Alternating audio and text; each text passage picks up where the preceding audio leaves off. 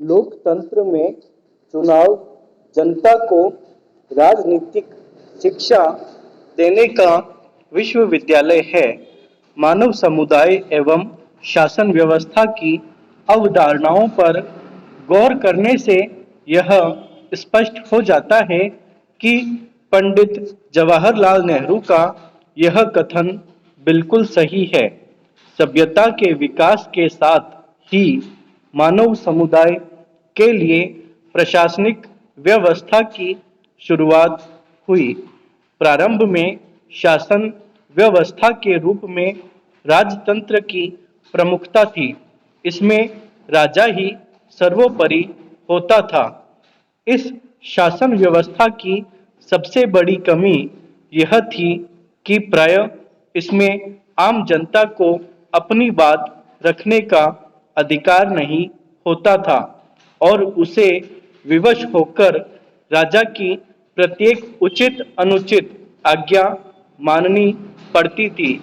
मानव सभ्यता में जैसे जैसे प्रगति हुई, लोग इस शासन व्यवस्था के विकल्प ढूंढने लगे। अंततः शासन व्यवस्था एक व्यक्ति के हाथ में न रहकर सारी जनता के हाथ में रहे, ऐसी व्यवस्था के रूप में प्रजातंत्र का प्रादुर्भाव हुआ। इस शासन व्यवस्था में जनता अपने प्रतिनिधि का चुनाव बहुमत के आधार पर करती है। अब्राहम लिंकन के शब्दों में, बैलेट की शक्ति बुलेट से कहीं अधिक होती है। चुनाव व्यवस्था को प्रजातंत्र का मूल कहा जा सकता है। इसके बिना प्रजा प्रजातंत्र के लाभ से वंचित रह जाती है। प्रजातांत्रिक शासन में राज्य की अपेक्षा व्यक्ति को अधिक महत्व दिया जाता है। राज्य व्यक्ति के विकास के लिए पूर्ण अवसर प्रदान कराता है। जिस तरह व्यक्ति और समाज को अलग अलग करके दोनों के अस्तित्व की कल्पना नहीं की जा सकती, ठीक उसी प्रकार प्रजातांत्रिक शासन व्यवस्था में प्रजा और सरकार को अलग अलग नहीं देखा जा सकता। अतः प्रजातंत्र में चुनाव अत्यंत महत्वपूर्ण है।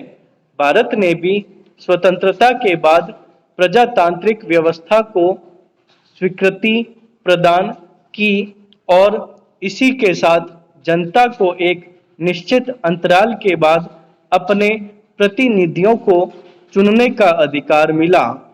26 जनवरी 1950 को भारत गणतंत्र बना। इसके बाद वयस्क मताधिकार के आधार पर भारत में पहला आम चुनाव वर्ष 1951-52 में हुआ। पहले मतदान करने की न्यूनतम आयु सीमा 21 वर्ष थी। वर्ष 1979 में 61वें संविधान संशोधन के द्वारा न्यूनतम आयु सीमा को 21 वर्ष से घटाकर 18 वर्ष कर दिया गया। अब तक लोकसभा के लिए 16 चुनाव हो चुके हैं। 16वीं लोकसभा का चुनाव वर्ष 2014 में संपन्न हुआ।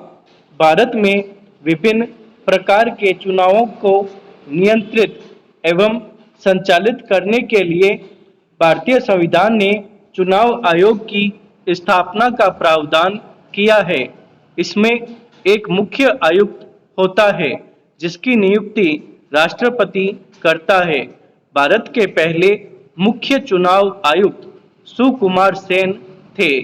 चुनाव को नियंत्रित एवं संचालित करने के लिए यह आयोग चुनाव क्षेत्रों का परिसीमन, मतदाता सूचियां तैयार करना, विभिन्न राजनीतिक दलों को मान्यता प्रदान करना, राजनीतिक दलों को चुनाव चिन्ह प्रदान करना, चुनाव की व्यवस्था करना, राजनीतिक दलों के लिए आचार संहिता तैयार करना जैसे कार्य संपन्न करता है।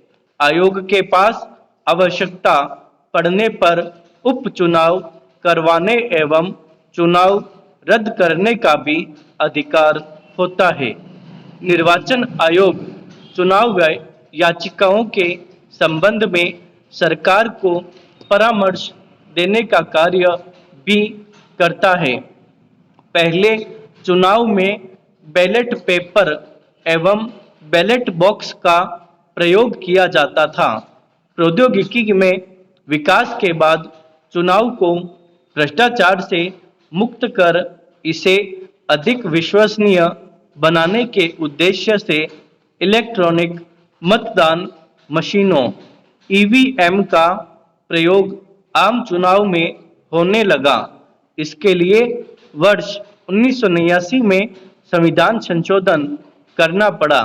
इलेक्ट्रॉनिक मतदान मशीनों का प्रयोग नवंबर 1998 में विभिन्न निर्वाचन क्षेत्रों राजस्थान, मध्य प्रदेश एवं दिल्ली के चुनावों में पहली बार किया गया।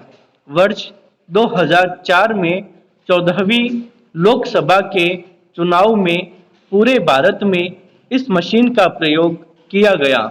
अब पूरे भारत में निर्वाचन के लिए इसी मशीन का प्रयोग किया जाता है।